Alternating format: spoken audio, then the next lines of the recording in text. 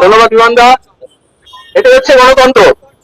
বিমানদা সবাইকে জিজ্ঞেস করিলেন, আমরা এই গণতন্ত্রটা থাক, আমাদের দেশে আরো শক্তিশালী হোক, সেটাই চাই।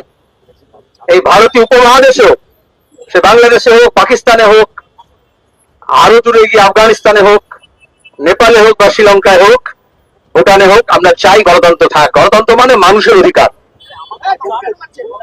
দ্বিতীয়ত, এই কলকাতা, এই পশ্চিমবঙ্গ